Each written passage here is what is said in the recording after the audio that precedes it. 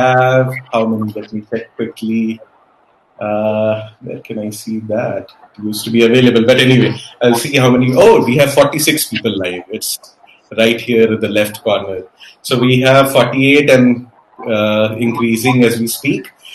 So this is the third virtual roundtable that we are conducting as part of Springworks HR roundtable sessions, and this session is focused on improving employee well-being and mental well-being in the context of work from home. And we have got a stellar lineup of speakers today. We've got Amrita from Adobe, Aditya from Piramal Realty, Arvind from Reliance, and Gautam will be moderating our session today. And so, without further ado, I will hand it over to Gautam to get the session started. And I will be in the background. I will. Why don't you introduce about Springworks? Sorry? I thought you were going to talk a little more about Springworks. Sure, I can. I just wanted to get started, but Springworks is a HR tech startup. We are based out of Bangalore and Santa Monica, and the goal is to become a full stack HRMS. Currently, we have sorted out the pre-hire part of the equation, which is job opening, applicant tracking system, background verification, that sort of stuff. And now we are building products and tools to take care of the post-hire part of the equation, which is employee engagement, employee retention, rewards, recognition, that sort of stuff. So yeah, we just launched our first tool, which is built on top of Slack last month. It's called Trivia, and we are looking to launch more tools towards the post-hire part of the equation. So yeah, I will go ahead and mute and hide myself so that the focus is on all the speakers. Over to you, Gautam. Thank you so much. So first of all, thanks Amrita, Aditya, and Arvind. AAA setting of speakers. Of course, Amrita and Aditya, you were referred to me by my good friends Ashiana and YK Kalyan. And of course, Arvind is, we went to school together. So thank you, Amrita and Aditya, for taking time out. I'm kind of, let's get the ball rolling. First of all, how has it been? How are you guys personally dealing with from home? What challenges are you facing? Why don't we start with Amrita, then Aditya, and then Arvind? At a personal level, how are you guys doing? Start with Amrita. All right. Sure. Hi, good morning, everybody. Interesting way to spend Saturday morning talking and starting with how are you doing? I have to tell you that it's probably, I think, one of the most important 3 words that anyone could say at this time. And it's not I love you anymore. It's really how are you? I've seen that be one of the best questions to ask people in recent times. And my answer to this also is not bad at all. It was awful a few months ago, clearly, because there was just so much happening at work and at home. I've also figured out I absolutely hate doing this. And if there's one way to get out of that task, I would certainly do that first before anything else. But I think getting used to the routine, and I don't think it's new normal yet, but just getting used to the fact that these things will happen, things will go wrong. You'll get bumped out of a meeting and you'll have to come back. Your house help can't show up. Somebody will get sick in your neighborhood. Your team might be struggling. I think just getting used to the fact that everything is on the table is just what I'm feeling right now. But there have been lots of blessings along the way, lots of time to spend at home with family. So there's also been a pretty good upside in all of this chaos.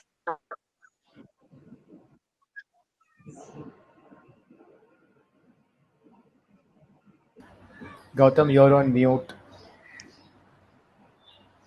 Gautam, I think this is what we go through every day.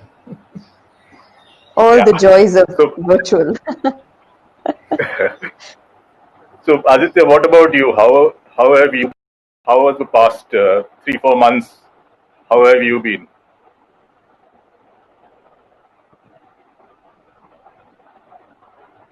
Aditya,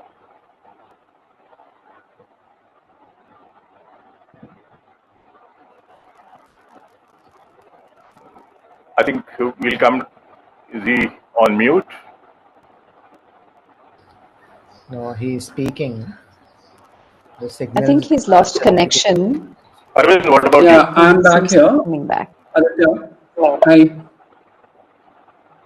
So I thought I'll put my video Arvind, off. Hello.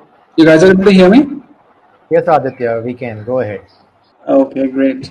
Wonderful. I was able to hear Amrita oh, shortly, then I thought, okay, let me switch off my video. So, Arvind, I think he's asking you, how are you? I'm sorry, this is like getting a bit confusing. Who's asking whom now? Gautam was asking you, just like he so asked me, Arvind, how are you? Because he tried to get to Aditya and he couldn't hear him. So, your turn. hello. Aditya Okay, is kind of, I think. okay, I'll go ahead. Yeah, so I think Gautam, it's been, I can't say great, it'll be a very awkward statement to make, but I guess in the current situation, given the fact that there are so many people who don't have essentials with them, I guess from that perspective, personally doing pretty fine. I think a lot of kudos goes to the company that I work with because of the reassurance and support that they provide. But otherwise, thank you for asking. And like Amrita said, I think it's a very important question to ask people nowadays. Thank you. Doing well. What about you, Aditya? Hi. Hope you guys are able to hear me now. Loud and clear. Go ahead. Sorry. Okay, wonderful. No. Okay, great. So I was telling that for me, in fact, personally, I thought so. Just before the lockdown happened, I happened to travel to Hyderabad, which is my hometown, and probably a blessing in disguise that I'm here in Hyderabad with my parents and my wife and my daughter are here too. So that way, at least I'm getting and time to spend with my family. Otherwise, I thought initially that there will be a bit of a challenge because real estate is traditionally a sector where there is not much work from home. But I think we were able to pivot quite well, and things are happening uh, very well actually, and the productivity is also up. So I'm happy. Okay. So, so how has work been impacted? Uh, are you guys all working from home full time, or is anybody still having to go to a physical office now, or how is at a person, how has work changed for you? Everybody. Start with Arvind this time. Okay. So, Gautam, I think I've not stepped out of home. Things have been okay. From a work perspective, it's as you would have read and heard from many people. Once you start working from home, the lines between home and office kind of get blurred.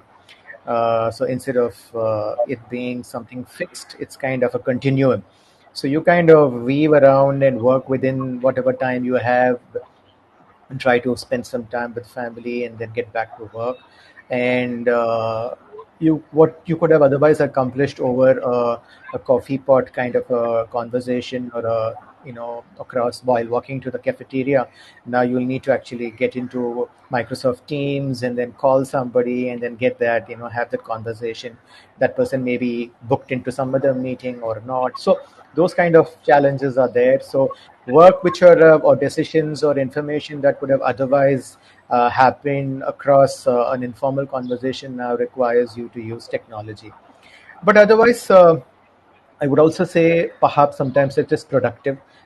You don't really waste time talking, gossiping, etc., and you're really focused on executing deliverables. While I acknowledge that that kind of banter and chatter is important to create a lively atmosphere, but yes, given the times that now people are having to do household work as well, like Amrita was saying, dishes, etc. We need to get that time off for ourselves, and also have some me time with family because they're also facing the same troubles. So work has been good.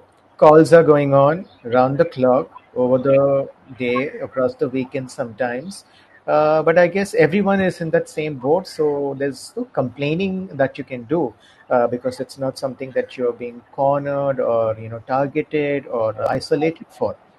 That's the truth for everyone. So I guess it's better to be grateful that we're all healthy, happy, we have a bunch of colleagues, we have a job, and we have something to do and contribute to our employees and to the country. I think that's somewhere perhaps a perspective which would help us sail through this situation. So, Amrita, what about you?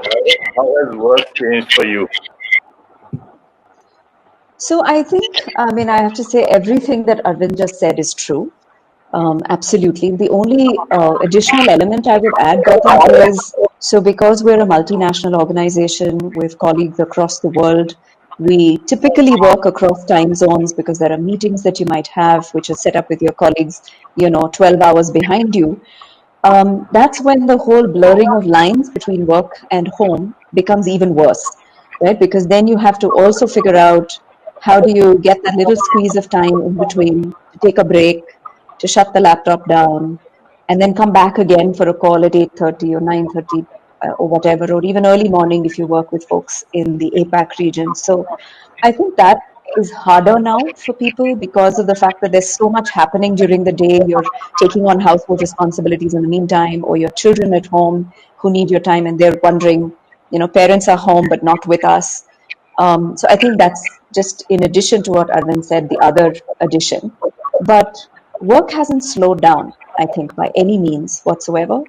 And therefore, it's probably even become, I would say, at least the first 2 or 3 months, I thought work was much harder because everyone was trying to cope with all of this stuff and nobody wanted to drop the ball.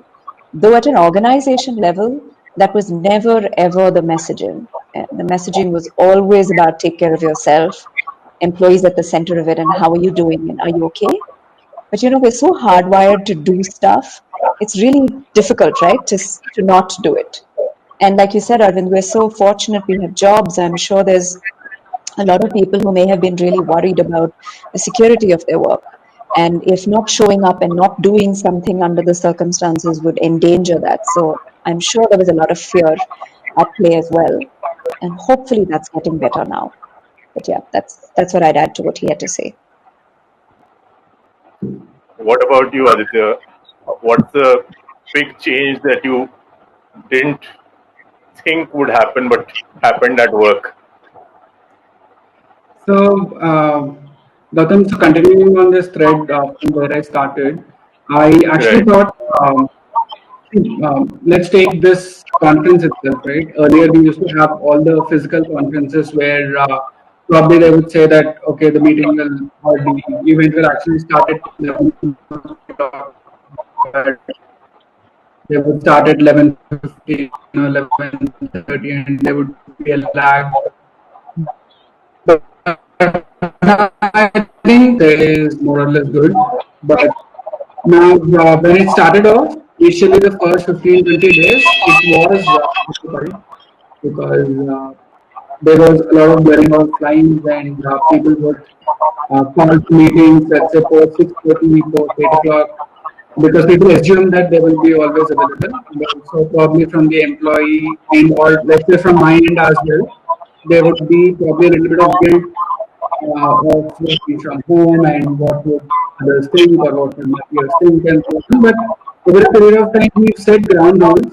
We've done a lot of meetings. We've done stand-up meetings, ensured that there are timings that we have to adhere to. There needs to be a line drawn between work and the family time that you spend with, and you shouldn't be guilty of spending time with family, or you can have your kids around while you work. All these communication that we did, and I think it kind of helped because all of that has to start from the top, and we ensure that as leadership we do it and we send that message across. Now, for instance, just an example. So initially when we started off, probably even on the public holiday, people were working. But now, coming this Monday is a public holiday, but we ensured that well in advance, even the weekly meetings, whatever were there, planned in advance, everything is cancelled. So things are falling in place, and especially because ours was a very traditional setup of real estate, things took 15-20 days to change, but I think all has worked out well. Having said that, there are certain teams which are still working from are going to office. For instance, all our construction sales sites, they are active and they are going to office as we speak.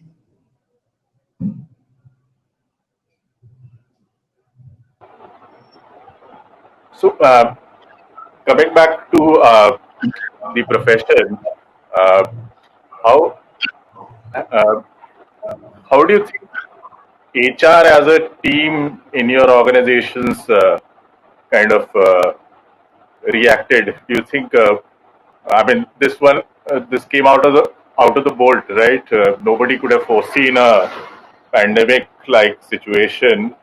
Uh, as a team in each of your organizations, whatever you're hearing from other colleagues and other friends also across organizations, do you think uh, this will kind of really impact the way HR's role within organizations also change? Um, Anybody can. Uh, yes, Arvind, you were saying something. No, okay, I can say. Uh, so yeah, one is I think there were these news reports coming in January about how Wuhan has been badly impacted by you know COVID-19 and coronavirus and novel coronavirus. And so you started reading them, and then you thought this is something that only China will suffer or go through, and it's not something that we will be impacted by. But I guess very early on, I think I remember 30th of January was when we sent out a mail to all our employees saying, "Hey, this is happening," and especially when in a world where there's so much of travel happening, either for business or for pleasure, one cannot assume that one is insulated from those risks. So we forewarned our employees. I remember in January itself that watch out and basis WHO's prescriptions. Here are what are the precautions that you could take. Now, since February itself, I remember first week of February, we started having a daily meeting. Every day we would meet up, and this was a cross-functional team because this is something that the entire company had to battle. So we had the medical services team, HR, we have a very resourceful corporate services team, a full-fledged hospital, IT, and everyone kind of catching up and talking, saying, okay, what's the status? How do we handle it? How do we de-risk the organization? How do we ensure continuity of business? How do we ensure employees and their families are safe? Now, this was the order of priority in which we were working, and in parallel, the business teams are working on how do we ensure that the customers' needs are taken care of and there's no lapse or delay in the deliverables. Given that we are a manufacturing setup in the hydrocarbons, we also have the geo team as a part of our business, and we also have the Reliance retail team, and then we also have the network 18 team. So multiple businesses having different dynamics, different types of customers, different marketplaces, and how do we now put a solution that is able to address all of them? I guess that's how we started working. It's not that we had a blueprint ready. It started evolving as it went. Suddenly, somebody said, if you have a pink eye, it's a symptom of COVID. They said, if you lose your sense of smell, it's a symbol of COVID. So we started learning, and all of us, this was a new animal, literally, that kind of attacked the whole world. So, but I guess what helped was extensive communication. I mean, within the leadership team, we were like having at least 3 calls every day. If there was a new input that came in, that was immediately shared, of course, authenticated and shared. And this was also immediately passed down to our employees via multiple channels of communication, leadership connect sessions with employees and their families, given that this was a new ecosystem that we were working in, work from home. So I think all of this kind of evolved. We didn't start it from day one, but I guess it's been going on, and the machine is, well oiled, and it's kind of progressing well so far.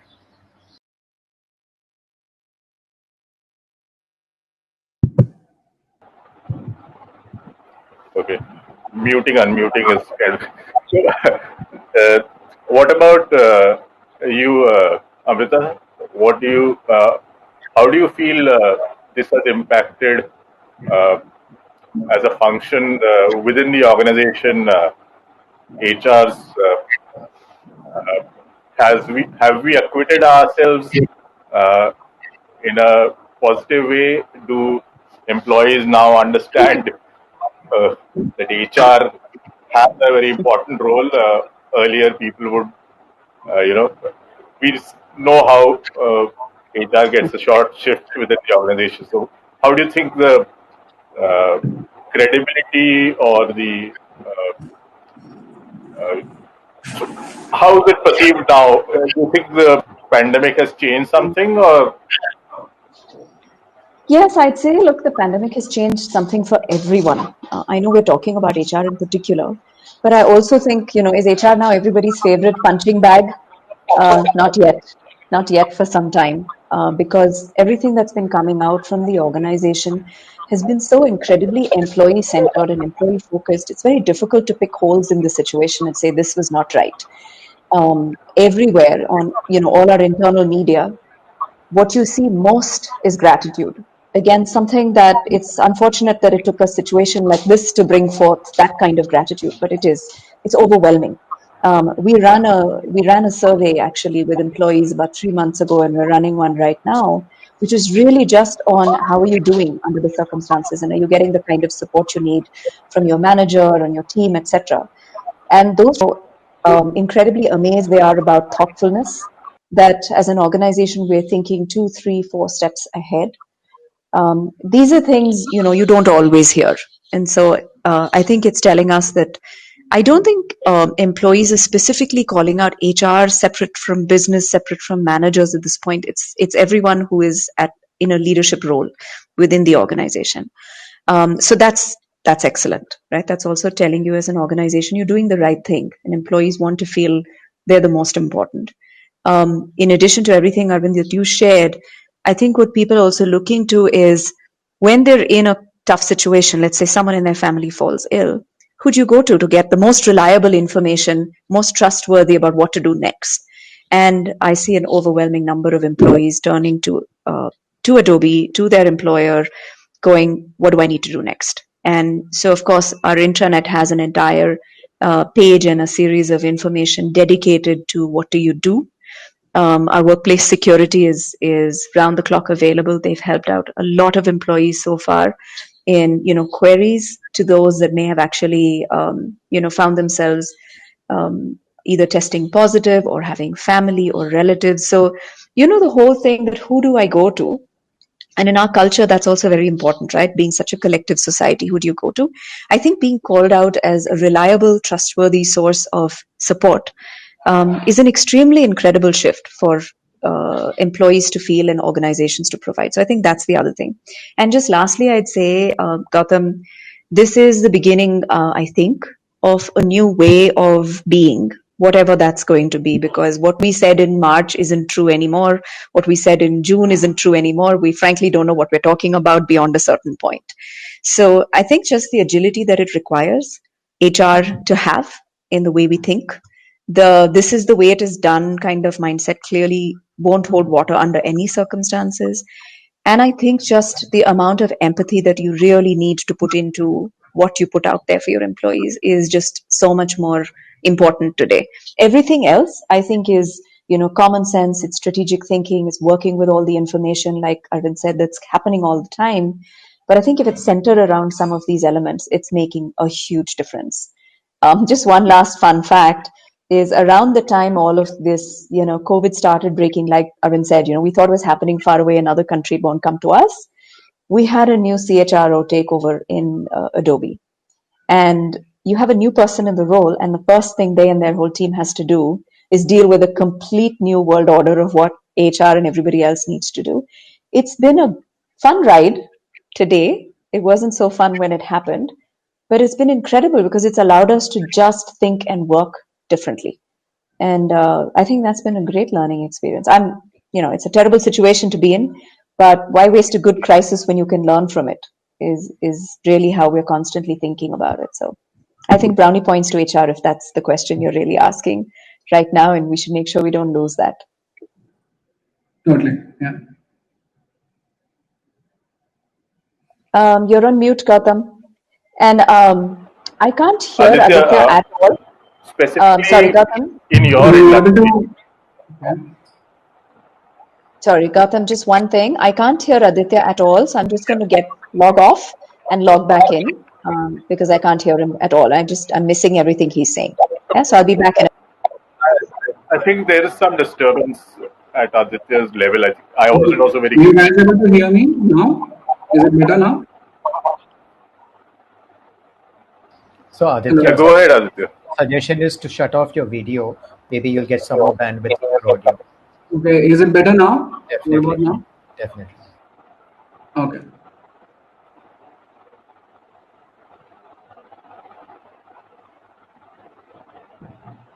Yes, I am able to hear you guys loud and clear.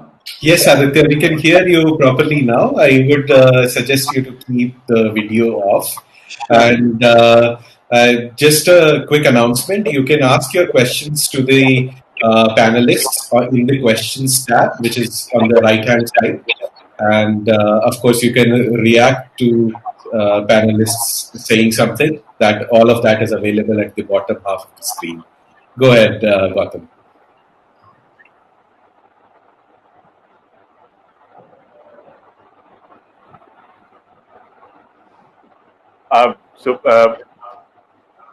Aditya, my question was specifically to your industry. How difficult was it to, get work from home?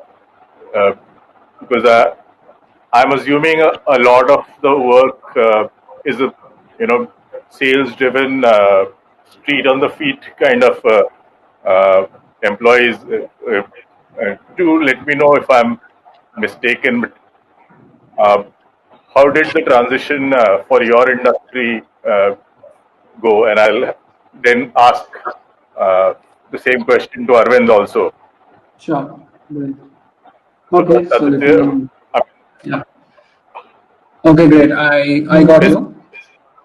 Realty industry. Great. So yes, so for us, in fact, this was the first time that the industry itself was facing this, right? Because we were undergoing a little bit of turmoil from the time demonetization and GST and all of that came through for the last 3 years. But still, we were hanging on tight and we were doing well, at least when it comes to Piramal Realty as a brand. Then when COVID struck, we had to quickly regear, right? And the leadership, in fact, looked forward to HR to take up stance on this. So as even Arvind and Amrita were saying, in fact, we were asked to come out with protocols about BCP, how do we plan to work, how many people will actually work from home, which teams will work from home, and how do we then take care of the business. So in fact, we went around internally asking within the team, also externally to the industry as well, to the other people, other developers, other large names as to how they are handling. And we came out with certain protocols. So for instance, we had to quickly pivot when it comes to sales because typically it was a high touch environment and each of us, including as customers, we would though we would see a lot of digital marketing happening, we would actually want to go to the site, see what's happening before we purchase. But we went ahead and we quickly pivoted it to AR and virtual reality so that people can understand, people can get a great walkthrough, see virtually what's happening.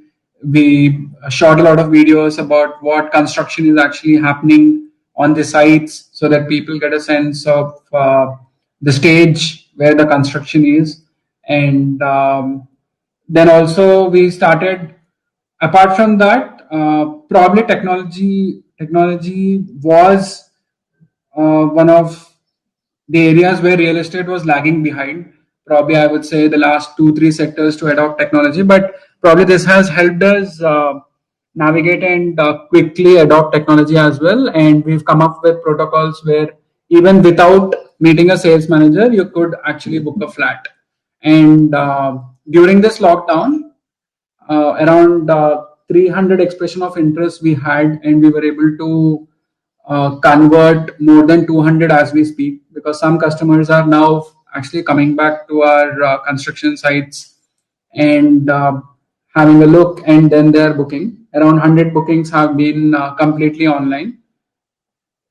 And now people are pretty savvy, and now sales managers, after the initial lockdown, now they are undergoing all the safety norms, they're taking all the precautions including the PPE suits, including the work travel protocols. All of that is being informed by the HR, and people are working in a pretty safe environment, and they are able to also close deals and sales as well. It's a little more difficult when it comes to construction because we also have a lot of construction workers and they stay on the site as well. But even there, we are able to, we did get permission for construction, though there was stoppage of work for 15 days, but post that the construction was on full swing, and especially the pre-monsoon work, so there wasn't many hurdles there.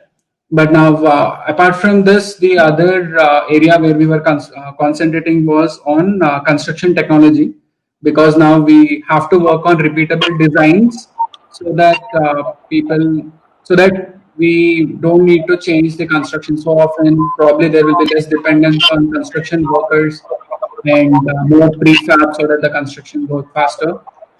And another area where we are concentrating on is design, where we have to change the complete specs, because a lot of people are now asking for study rooms where you have one area where you work. And we are pivoting very quick actually, and we are able to we were able to pivot, and currently we have closed more than we are actually around 0.6x of where we were last year at the same time, and we are doing pretty well that way. Hope that answers your question, Gautam. Yeah. Great. Arvind, how was the transition in the? I mean, what happened in the factory? That would be interesting to find out. How did you guys? How much impact was there on the factory at the at the factory level? Yeah, I mean, interesting point, Gautam, because one is, of course, our hydrocarbons business is a manufacturing business. So, manufacturing, refining of petroleum, and manufacturing petrochemicals, polyester, plastics, etc.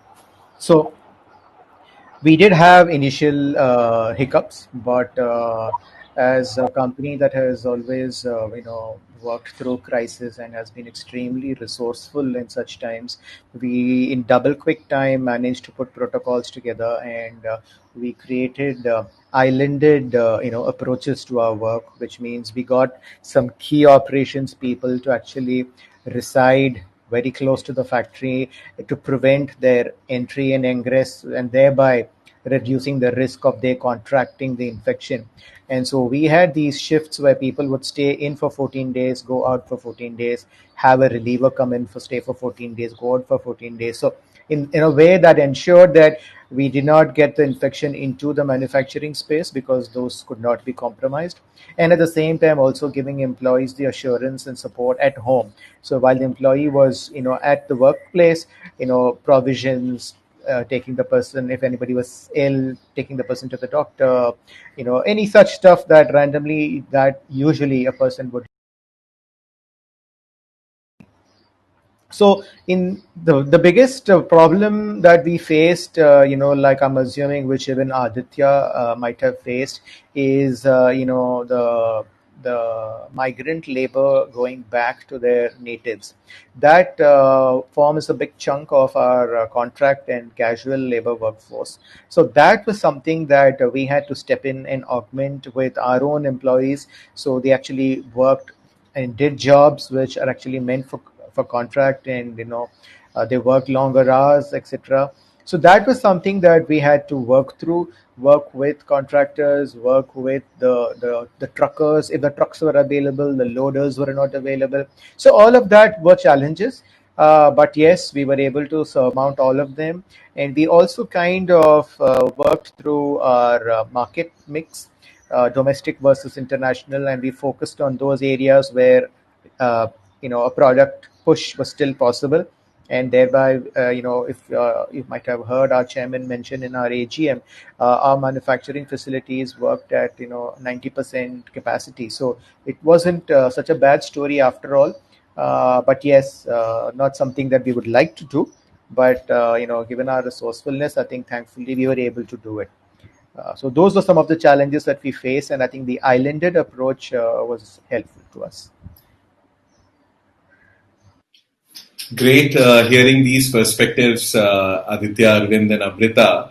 I think in the interest of time, Gautam, can we go and take up the questions on employee engagement and well-being? I think anyway we were going to discuss that, but I think the questions that we have gotten are very nice, and we can start working on that. What do you think?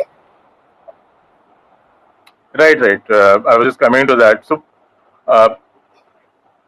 So the questions What are are available on the- the questions tab, Gautam. Yeah.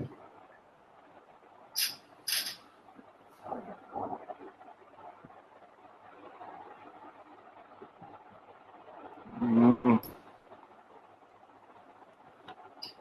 Are you able to see them, or should I go ahead and? I'm just seeing. No problem. I'll go ahead and ask Okay, the first so question. there are open questions. Yeah. Yes, please. You can start. I think Amrita posted as a reply. One answer. Yes, we have several questions. Amrita posted. Okay. Why don't you read it out? I'm kind of figuring out how to navigate. No problem. I will go ahead. Folks, Amrita, Aditya, and Arvind, feel free to take up this question. So the first question is how to strike a balance between reduced revenues from business on one side and to take care of fixed HR costs like salary and allowance on the other side. Amrita, you want to pick that up?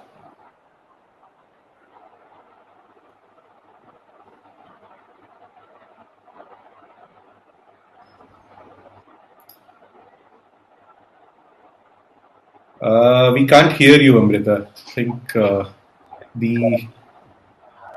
No, you are not on mute, but I think the correct mic is not set up. Oh no, I was Got it. muted on my laptop. Sorry, No didn't problem. realize No that. problem. Yes, go ahead. So I think, every organization obviously has these exact same challenges. And one of the things that we are also looking at is where are we, for example, most likely to need to double down on our business, right? Now, we are a digital organization. So clearly, we don't have the same kinds of challenges, for example, that both Arvind and Aditya spoke of. They're different given the medium with which we engage with customers. But one is, I think I'd say, ruthlessly prioritizing where do we want to focus our business efforts on is one element of the business side of it. At the same time, we also are looking at the travel T&E expenses that we've had as an organization is greatly reduced because of the amount of domestic and international travel that's completely off the. There's also a massive spend with customer engagement through all of the seminars and summits that we organize globally. So there's clearly some portion of what we would have otherwise spent that has gotten down to zero, not even near zero, right? And which we're repurposing to do some of it digitally. So there is something there to balance out with. Is also the fact that we own, of course, a very large portion of real estate for Adobe globally, but there's also the fact that we don't have employees going in. There's a significant reduction in cost in the way we run those facilities. So it's a question of looking for those places where we can actually capitalize on the monies that are saved. And then how do we reuse them? It's not just for salaries. I understand that that is clearly a very big element. We haven't, of course, announced any salary cuts for our employees. Everyone gets paid exactly the same way. We're very fortunate that we have an extremely stable and upbeat business. But at the same time, how do you repurpose some of this saves, so to speak, for other ways that we can actually make employees more comfortable in this new environment is how we've actually thought of balancing them out. But to be fair, Abhash, we're only 4 months into this situation. I say 4 months because it's about 4 months since across Adobe we went into complete work from home. And we're only very slowly reopening a few office sites in few of our international locations in Europe. So it's probably very early days to talk about how the balance has worked out. But for now, this is the path that we're on in general. As to looking at balancing out the books of accounts on where we're actually making some saves and how we could repurpose that. I hope that kind of answers or helps answer this question. So one big, I think a lot of people, and what I heard from talking to many people are working from home actually, and there was some Microsoft research also. People ended up working more when they were working from home. Is it because, and I'm opening this up to anybody who wants to kind of share their observation, is it because we are doing a lot more things to get, because we are not in the same office and we need to do, we ending up doing a lot more activities around what would normally happen over, is working, so is the option of going digital only or working from home only, is it taking a more effort to get things that would not take that much effort to, if it was in office? Anybody can jump in. Amrita, Aditya, Arvind, your thoughts.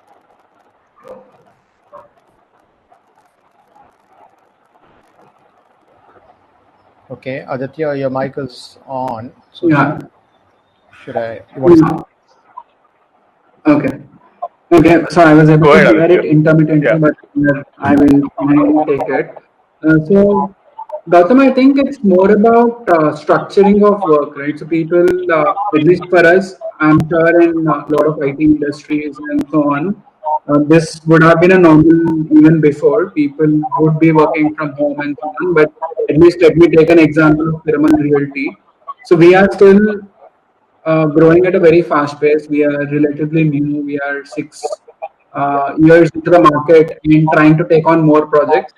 So at least for us, in the last 3-4 months, we weren't hiring aggressively, but still the new projects were still coming on board. We are evaluating new projects. So the team has had to stretch more during these times. Then secondly, when it comes to structuring of work, probably people would start off at 10ish, then try and have another call intermittently at 2 o'clock, and then a manager would hold a meeting at 8 o'clock.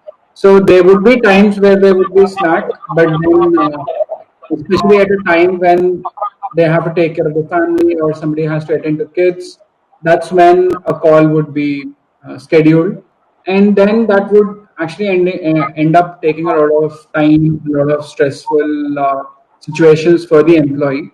So what we tried to do during this time is we did a lot of pulse surveys. We also did individual calls to all employees. We have a relatively smaller strength of around 350 employees on roles. And so we do have a personal connect. So when we reached out to employees, they spoke about these various aspects. Then we try to structure their work. Then we try to understand and talk to managers also as to how they should handle their people. We did various e-learnings on how to actually handle remote working. All of this over a period of time has helped. Now people also have understood how to structure their work, probably how to handle their work desks and so on. So over a period of time, I think stress has reduced. But yeah, initial 15 days, 1 month, owing to unstructured work, there was a lot of stress. But I would say now things have kind of settled. And in our recent pulse surveys and in our recent one-on-one calls, things seem to be turning out for the better. Great. Arvind, here's a question for you. How do you think HR business partnering itself changing as a result of, we talk normally, 1 is to 200, one HR person to 200 employees ratio and all. We used to have these thumb rules. How do you think is HR going to be less staffed because people are working from home, or do you think, or do you feel that it will not really impact how HR is structured itself? Okay, so there are a couple of assumptions that we will need to make here, which is this going to be the state? Is this going to be the state of affairs going forward, or is this a temporary phase? And if it is temporary, how long is it going to be temporary?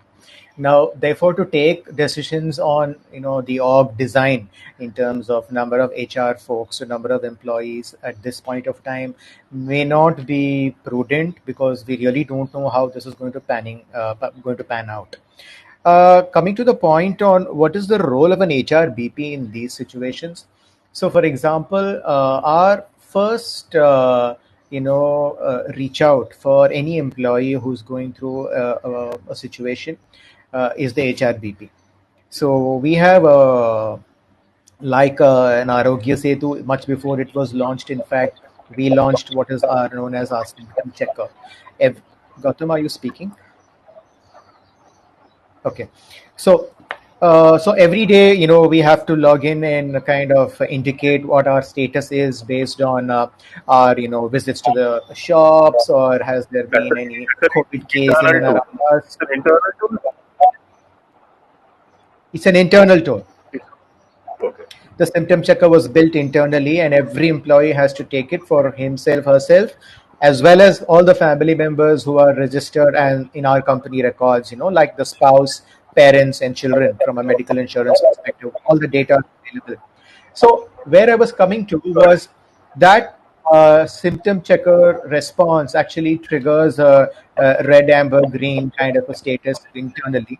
And then a ticket is raised, it goes to the HRBP. Now, the HRBP is the one who has to call employees who are having a non-green status, which is an amber or a red, and inquire saying, hey, what happened? You've indicated this, your status shows this. Is there something that we can do, something you need help from, etc.? So, to that extent, the HRBP has now become the representative of holistic wellness for the employee. Whatever the status is, the employee now reaches out to the employee to the HRBP through this. So I guess the intensity with which the HRBP's work is now increased is because not only is now the HRBP responsible for the employee which was at the workplace, but now, since the workplace has moved home, even if there is a family member who is, going through a situation, the HRBP is kind of now having to take on that responsibility, and of course, channelize it to the relevant experts. Maybe the medical services team, maybe the HRBP can resolve the issue then and there, whatever it is. So, I don't see the HRBP's role diluting or diminishing right away. But yes, if by design, this is the kind of org design we have in an organization where this is the kind of people who will work from home, then I guess new norms will evolve, new expectations will evolve, and therefore new relationships will evolve. Based on that is, I think, where an HRBP's role gets crafted out. And there's going to be a lot of platform play, which is the digital platform, because a lot of what the employee does is going to be channelized through the platform.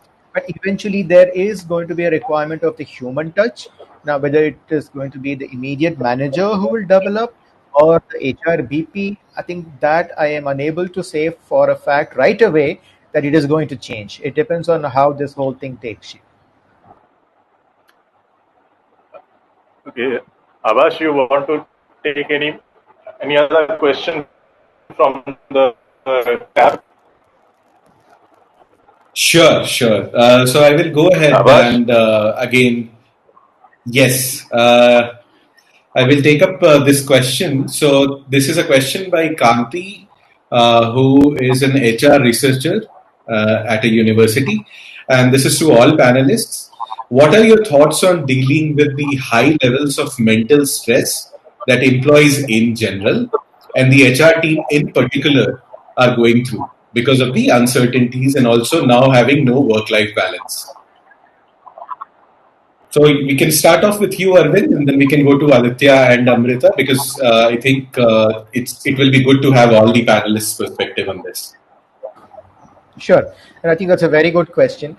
A lot of times when we talk of wellness, the most obvious and visible thing is the physical aspect of it. But I guess what's more impacting is the mental and emotional wellness, and I think that's something which is very important, which often gets neglected. Now, in the current situation, I think there are new kinds of issues. Just as an example, family members who are unable to cohabit for long within the same roof are forcefully having to do so now because of the situation. They just can't go out anywhere. They are locked down into their residences. So it does, and it has created issues, and also it does create stress. And I am going to answer the employee stress first and then talk about the HR stress subsequently. Now, again, in response, what Reliance has is it has always had an empaneled list of counselors and psychologists available. So employees have always reached out through the HRBP directly to the medical services team for counseling help, for therapy help, etc. And we have employee assistance program also that is active, so employees take the support, and it is not just for the employee, it is for the family members as well. So while we believe the employee is going through stress, it is also true that there is somebody else in the home also who's going through the stress. It could be a spouse, it could be a child, it could be somebody in the 10th, in the 12th, board exams getting postponed. So there's multiple situations that are there. So our benefits are available to the employee as well when it comes to the mental and wellness space. As far as HR going through a lot of stress, I think one of the key ways or skill sets that an HR person possesses is to be able to have that face-to-face connect with an employee, feel the pulse, and then provide a solution or suggestion or a counseling or guidance. In the absence of that, the HR BP now has to proactively go and reach out because the employee may not be visible to the HRBP. Earlier, the person would be visible in the cafeteria, and this HRBP may walk over and say, "What's going on?" You look down, and "Hey, how was this?" And you said, "You're this. How was this?" Now, those kind of conversations can't get triggered by these interactions. So the HRBP now has to consciously make a list, ping that person, say, "Hey, how are you? Can we talk?" And then the conversation goes on. So it's a different style of relationship and working now that the HRBP has to adopt in order to be effective.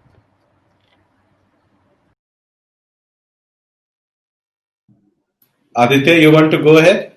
Great. Great points, Arvind. So at Piramal Realty as well, we have similar practices. Actually, when this started off, as Arvind was saying, apart from the physical well-being, the mental aspect is as important. And we have always had Piramal Foundation, which not only supports employees, but in general to the society as well. If somebody has mental well-being issues, or if they want to talk to a counselor, if they want to talk to a specialist, we have always had that helpline number where people could call. And now there's a lot of uptick from the employees itself, where they are reaching out, while they also reach out to the HRBPs, but still there are a lot of times where they want it to be confidential. There could be something very personal where they don't want to speak to the HRBP, and they're reaching out to these helplines over Piramal Foundation, and they're talking to them and getting that resolved. And for us as well, it's not only the employees, it could be employees' friends, it could be employees' families who are reaching out, and they're taking care of that help. Apart from that, we've tied up with third party vendors who have a lot of inner well-being aspects that is being taken care of. Let it be meditation, let it be physical fitness as well. Even those are being taken care of. And we also have helplines where people can actually reach out to an authentic source. We have empaneled doctors on board, where they will, if they have symptoms, they can actually reach out to the doctors and authentically know whether it's right or not. And otherwise, there are a lot of things floating on social media, and people are coming up with surprises, or they're not able to understand what's real and what's not. So we've tied up with them as well. So it could be even the family, they can reach out to doctors and they can get online consultation. And now we have to now go one step ahead, where we are tying up with hospitals. We are ensuring that, especially in Mumbai, it's becoming quite difficult to get admission into hospitals as well. Leave alone getting into hospitals. Sometimes even if you need an ambulance services are probably not available. And so we have tied up with them, so that health and well-being aspect of which, if we are taking care of, then they can take care of the work. And that's been always our even before COVID, we were doing it, and we are continuing to do it even now. So I think that's helping us out during these times. And when it comes to HR, my own team as well. So the HR BPs itself are high touch, right? They actually want to talk to employees, and they get energy out of it, and probably they are engaged in themselves by speaking to employees. They've lost that face to face, but now they speak to employees regularly over phone. We have digital mediums over which we connect to the employees, and that's how they're adapting to the new normal. And the same high touch is continuing even now. And I would actually say that it is being they're actually being stretched, and it's more stressful times for them as well, because they're having to hear about all these various aspects coming out from the people, from employees. Probably somebody they know very well as an employee, if they are affected, obviously as a HR manager itself, you also would be affected.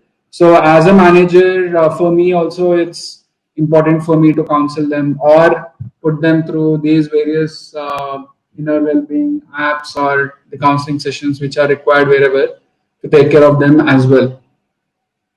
Yeah, that definitely makes sense. Amrita, what sort of mental well-being initiatives has Adobe taken for their employees, and the others also said, for their HRs as well?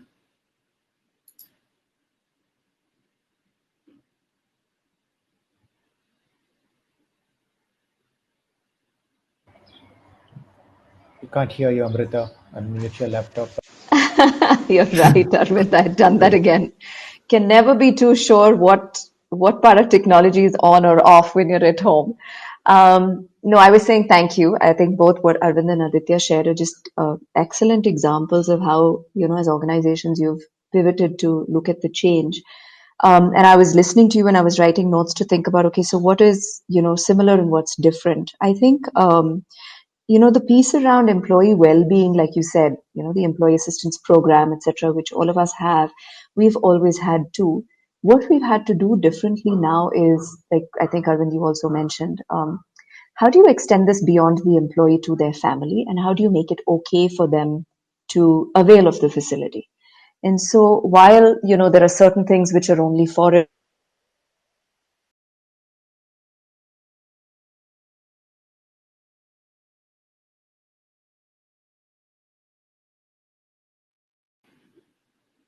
Hey, Amrita, I think we lost Amrita. No problem. We'll wait for her to come back and then she can take up the question. Meanwhile, we'll go to the next question. So, this question has been actually repeated 3 times by 3 different people, I mean, variations of it. And this is basically, how do you keep your employees engaged all the time? I don't know if you need to keep them engaged all the time, but so that they do not feel the workload and start looking out for other jobs. And another variation of this is the same. How do you keep them engaged when they are remote? Could you suggest some activities? Yeah. So let yeah, me sure, go. sure. Yeah, that's okay. All right. So I think important questions, because especially out of sight, out of mind kind of a situation could occur, and that's where we insist. It sounds very awkward, but we insist that there is a daily connect that happens. We insist that managers call up the homes, because now it's the home, it's not the office, right? Call up the homes and also have a word with the family members and thank them for their for intruding into their space. And also we keep running these manager sensitization sessions, because in an office you may adopt a certain tone while talking to a colleague, which you should not while talking to them in presence of their family members. So things like that are something that we've been working on. It's as just as an analogy, when you are in an engineering college hostel, there's a certain lingo and jargon that you can use which you can't use once you are back at home, right? So similarly, we kind of sensitize the managers on saying, hey, what you do at your workspace, you need to be moderating that kind of the tone and the language while you're talking to them, because remember that their kids and spouse and parents are perhaps overhearing the conversation that's going on. So that's, we need to protect the self-esteem of the employee in the presence of their, near and dear one. So that's something that we do. Now, from an engagement perspective, what we've also done is, to continuously, especially take care of their health. I'm just trying to share what, just as an example, what we did. So is something visible? Are you able to see something? Yes, Yes, I am able to see. So you're able to see the yoga poster, right? correct, correct. Yeah. So this is something that we did, for example, on International Yoga Day. So we have our yoga experts in-house.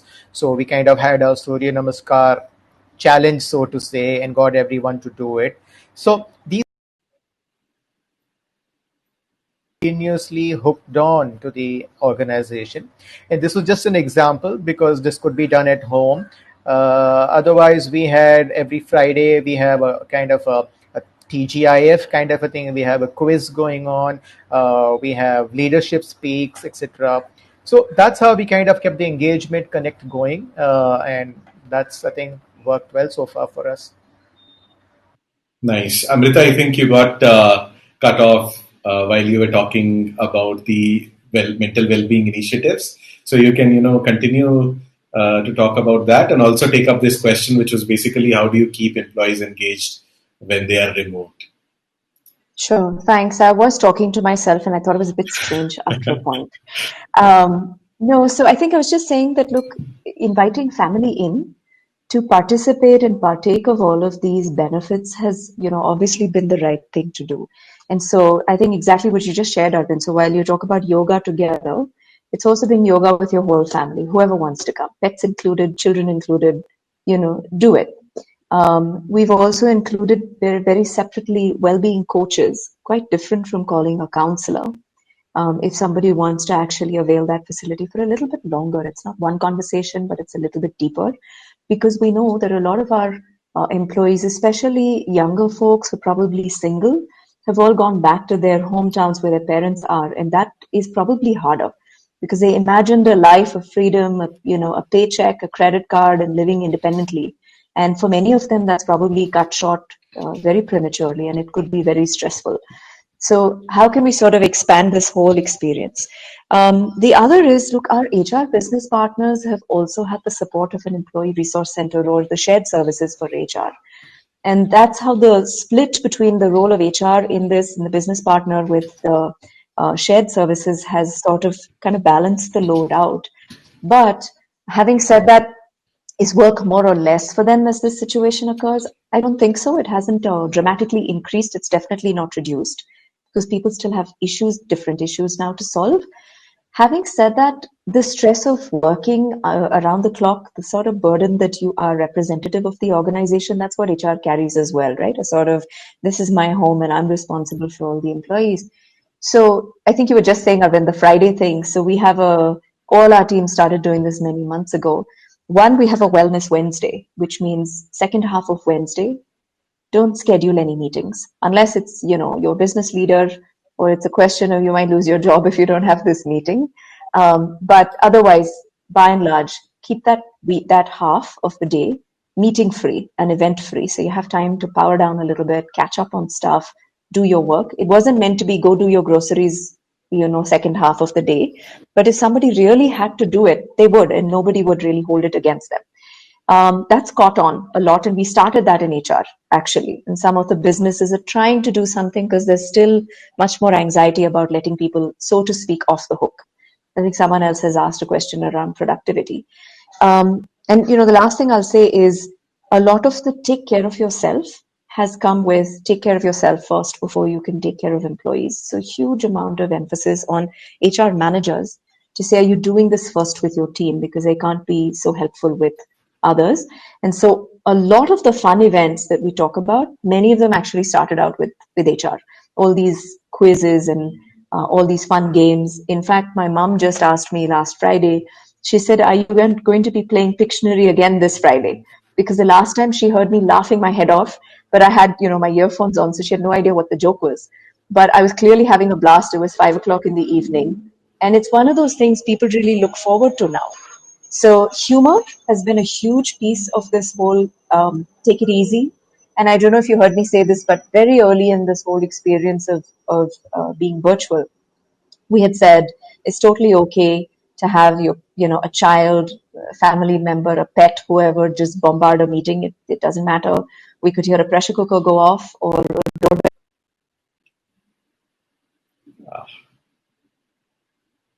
Okay, we lost. No. All right. Now I know what happens when you get cut off. This didn't happen to me the last time. Yeah. But basically, we made it okay. And I do think a lot of that is very helpful. Like somebody may actually be walking their dog and on a call, and they will not think twice. Just a time check, Abash. How are we doing on time? Yeah, we have 10 more minutes. So we can take up the last 2-3 questions and we can finish it off. Sure. So do you want me to just answer the one question you brought up, which was about, what did you say? Was it about engagement or productivity? Yes, it's variation of this question asked in several forms, which is basically, there are three main pointers. One is, employees are working remotely. How do you keep them engaged? The second is because of the fact that, they are all working from home, and someone has actually used this word, we have no control over them. So how do you sort of ensure that they don't leave this company, start looking for other jobs, that sort of stuff, which again, I think comes back to engagement. And that's the main question that people have. Let me just add one thing quickly and then pass it back to the others. Is I think the clarity of expectation setting is really, really important. What are goals that are expected of you at this point? What do you need to deliver?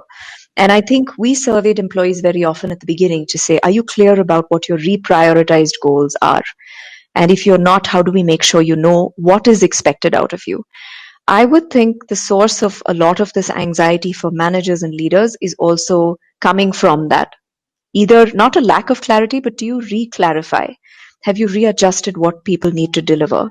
And if you're able to do that, then holding them accountable to deliver that is a lot easier than freaking out that they're probably taking a nap right now or watching a movie and not working. Will come only if the expectations weren't clear and people need to know when to deliver. And frankly, don't be bothered how they delivered it. Were they in their pajamas when they, when this project came live? How does it really matter? Were they cutting sabzi when they were on that call? That doesn't matter either. I think that control is a lot more manager leader led, and it can probably be elevated a lot more if you have your reprioritized goals and that clarification conversation around goals done much better. We've put in a lot of effort knowing this is something we don't do well.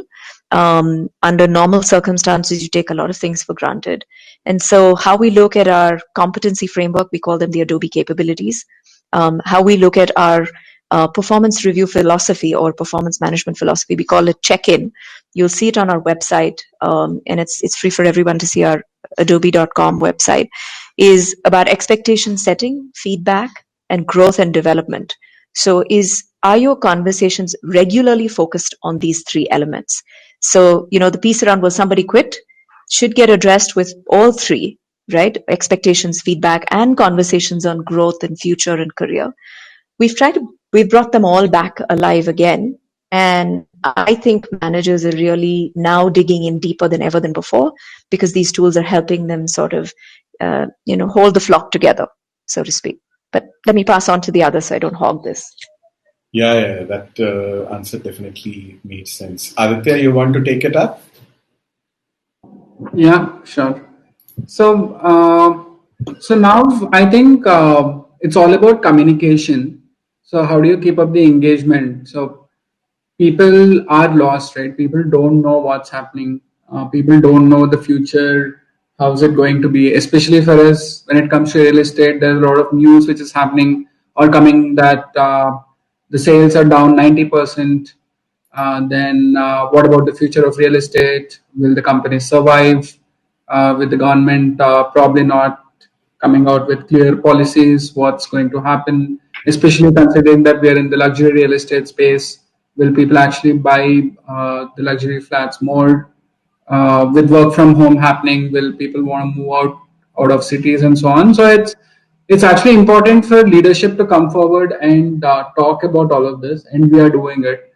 So earlier, town halls used to happen every quarter, but now we are saying, can it happen every month with the CEO and leadership team? There are stand-up meetings which are happening every week with each HOD and their own teams to communicate what's happening. We are talking about, because we are still a small team, we are able to talk to a larger audience almost every week to talk about how the sales is happening, how the construction is happening, how we are getting the funds, and also what about our growth plans. In fact, let's say we are signing up 2 more projects. So all of these are positive signs to ensure that people know that there is still growth which is happening. People know that they can stay and grow with the company. So it's that positive message needs to go out, and it needs to be regular. Apart from that, we are still investing in our employees. All the leadership programs which are there earlier, they are continuing to be. All the e-learning programs which are there earlier, they are continuing to be. All the talent management processes which were there earlier, we are communicating about that. The regular connects which are happening. So all of those are indicators, right? So even the top talent knows that they are wanted, and we are still investing in them. So we are continuing to do this, and there is enough and more work for people to be engaged as well. It's not like people are slacking off, and for us, because we are coming up with new projects, and even we are trying to probably get a lead over others. That's happening. Recently, we started off with one practice where almost 60 employees voluntarily signed up in various teams. They have come up. We actually divided them into 4 streams of how to come up with new innovation in technology, how to reduce costs, how to improve processes, how to ensure that we improve the top line and improve the bottom line. And all of these are self-managed teams. People have come up with ideas, and people are working on their own. they're having leadership sponsorship from senior management. One or each of us are tagged to various teams, and the CEO himself and the founders are closely involved in ensuring that many of these ideas are coming to fruition as we speak. It's also the need of the hour, and it's also keeping the employees engaged. So all of these are ensuring that people are closely connected with us. Hope that answers the question.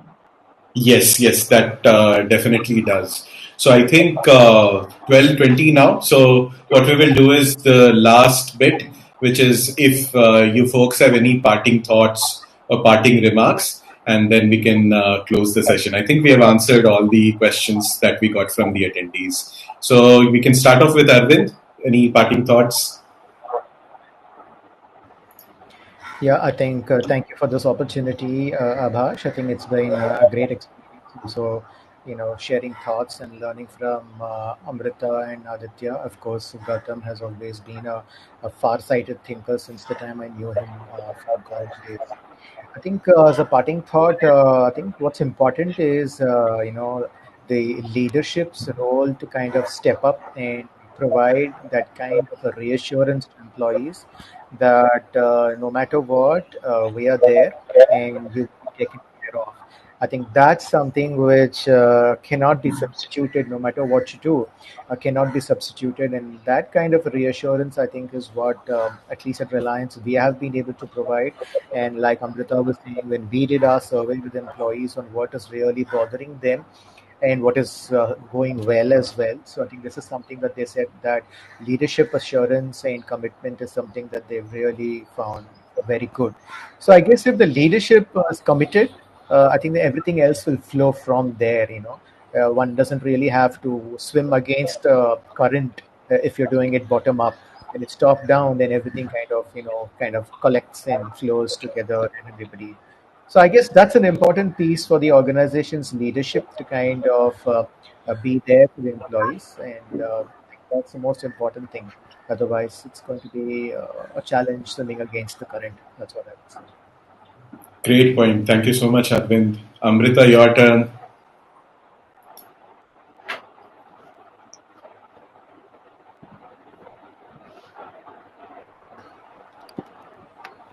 Can't hear you, Amrita. Can't hear you. Sorry. Clearly, I don't learn easily. I said, I think leadership commitment and then leadership communication, I'd say, has been one of the big things that has turned around for us. Not that we didn't have it before, but again, just given the kind of organization we're in, which is so distributed, it's very unusual to meet your CEO at 9 a.m. India time versus 9:30 p.m. India time. But we've had this happen multiple times. So our CEO and CEO's direct staff running these town halls, if you will, in different time zones to make sure that everybody gets to see them in their morning is a small sign, but it's a very important thing to say everybody cares we're in this together. It's very, very important. And you're actually seeing them in their living room. You're not seeing them in a boardroom. Immediately the barriers break. Very powerful. The other is, what is the communication about? And are people also telling you, hey, listen, I'm not freaking out? So we've had leaders say things like, I'm gaining so much weight working from home because the distance from where I am to the snack box is like, it's 14 steps, I've counted it. Essentially gets people to lighten up. And the amount of activity and engagement we have in a town hall now has never been the same as before. Point being, I think transparency, consistent communication, and just honesty about what's happening, hugely valuable. And let's also not forget, it's still very new. And like every new habit, it's going to take a long time for us to get used to this. So whether this is the new normal, it's a temporary situation. Arvind, you talked about that. How long is temporary? Until then, if we can just keep being flexible and quickly modify our approach, I think that's really important. And I'd say the last thing is, finally, don't ever lose sight that anything you do, you've got to keep customer and employee at the center of it more than ever before. And let your employees know you're doing that as well, so that they're doing the same thing, right? They see it in action. Except that now the employee bit has gone a lot more to employee plus their family, employee plus their circumstances, and whatever extra it takes. I'd say as long as we can just be focused on just this, we will probably be able to ride this tide out a lot longer. not complicated beyond this is what I would think. Yeah. Awesome. Aditya, your thoughts? Great. I think those were very pertinent questions by answers by Arvind and Amrita when it comes to the leadership, how they respond, how they communicate. All of those are probably there at the top of everything that we do. In addition, I think now we've realized, and also we are going to the employee at the center of everything that we do, concentrating on employee safety, ensuring that employees have that reassurance that they will be taken care of when it comes to their own health, when it comes to their well-being. If that part is taken care of, then they can actually concentrate on work. It's really important that that message is communicated, and that that is actually taking care of then contributing on work. Apart from that, the additional aspect of taking care of their family and ensuring that whatever that thing, that part is taken care of is really important, and so that they can concentrate on doing their work. And those are leadership, communication, and employee involvement, and that the organization can take care of them are clearly one of the 2-3 takeaways that are coming out. Thank you.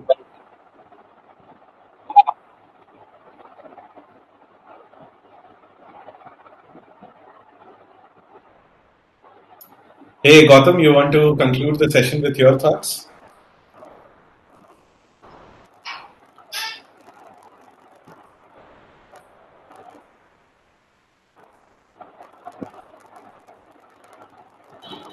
I don't think Gautam is able to hear us. No problem at all. Thank you so much, folks, Amrita, Aditya, and Arvind, for taking out the time on a Saturday morning. And thank you to all the attendees as well. I think we started off with 60, Hi. but I think we ended up with 40 even till the end. So that's very good retention in terms of getting them engaged for 1 hour 20 minutes, which is a long time on a Saturday.